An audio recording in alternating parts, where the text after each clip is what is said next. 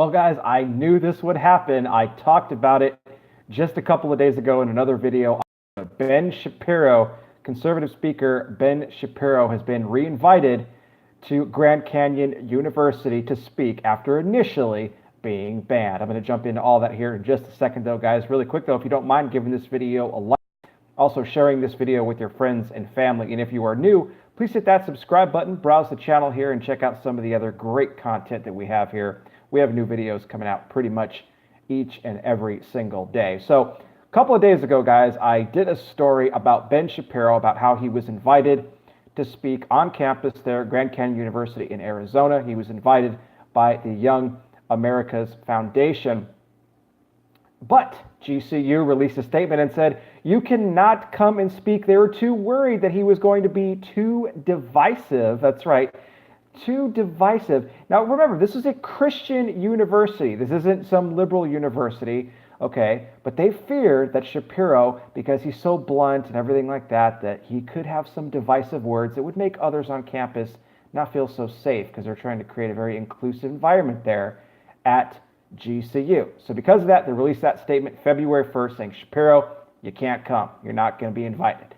This caused a huge firestorm of people on Twitter, local media in Arizona, everywhere, calling out GCU, saying this is horrible, that they're censoring free speech against Shapiro. Many students threatened to leave the school. They threatened to transfer. I mean, this was just bad for GCU. They've never received as much backlash really for anything. This is like the worst thing that's happened to GCU. Well, my, how the tables have turned. Just a couple of days after that, Grand Canyon University has now said they are going to invite Shapiro to speak. However, they are going to be extending the invitation to Shapiro, not the other way around. They are actually going to be cutting ties with the Young America's Foundation group there on campus. So what they're saying is that the Young America's Foundation, the YAF, they did not follow protocol, meaning that they did not get prior approval from GCU to invite Shapiro to come and speak on campus. And so that is why they are saying that they initially would not let Shapiro come to speak. But we know this isn't really the case because they didn't mention any of that, GCU, in their first speech back on February 1st. In the statement that they released, they said that they were not having Shapiro come and speak because they were afraid he was going to be too divisive. So how do you go from saying you thought someone was going to be too divisive to then saying, well, the reason we're not having him speak is because the YAF didn't come and get prior approval from us? That doesn't add up to me. They are coming up with excuses because of all the pressure that they are facing. They had somebody from the YAF even meet with them on Monday to go over what happened. And that's when GCU put out the statement on Tuesday saying that they were going to be extending an invitation to Shapiro to have him come and speak. So there's a lot of infighting right now between GCU and the YAF, one's trying to throw the other under the bus. The YAF is saying GCU is trying to throw them under the bus and trying to say we already had approval. GCU is saying you didn't have approval. No matter what, if approval was really needed and the YAF didn't follow the protocol, that's not what GCU said in its first statement. That is not what they said. It had nothing to do with that. It was all about Shapiro being divisive. So GCU's changing its tune now. Now they're re-inviting Shapiro to come and speak because of all the backlash. Guys, I'm telling you right now, these Christian universities, they better get their act together. They better stop playing games.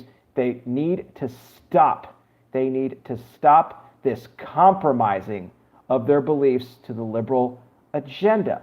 They're doing exactly what these liberal universities are doing. I've been talking about that. They cannot do that. If they continue to do that, we are going to lose these universities, guys.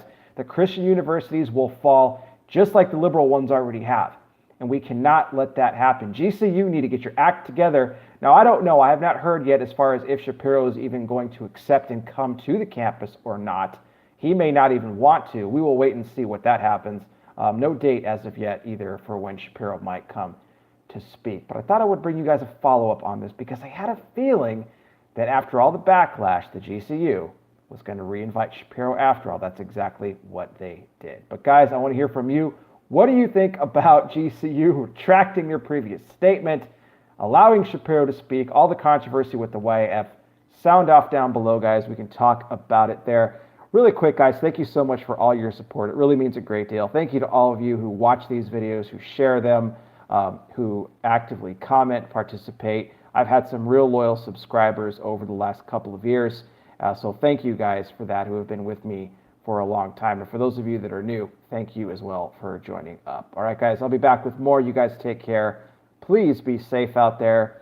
God bless each and every single one of you, and I will talk